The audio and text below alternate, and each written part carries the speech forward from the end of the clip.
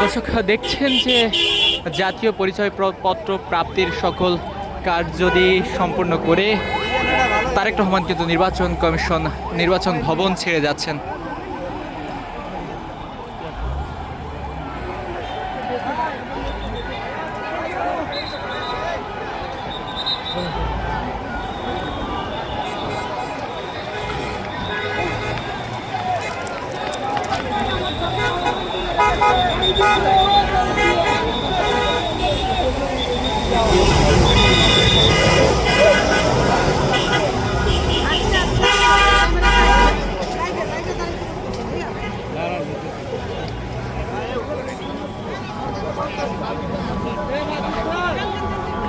দর্শক দীর্ঘ 17 বছর পর দেশে এসেছেন বিএনপির ভারপ্রাপ্ত চেয়ারম্যান তারেক রহমান এবং দেশে আসার পরে তিনি জাতীয় পরিচয়পত্র প্রাপ্তির যে আনুষ্ঠানিক কার্যকলাপ ছিল সেই কার্যকলাপ সম্পূর্ণ করে ইতিমধ্যেই নির্বাচন ভবন তিনি কিন্তু ত্যাগ করেছেন।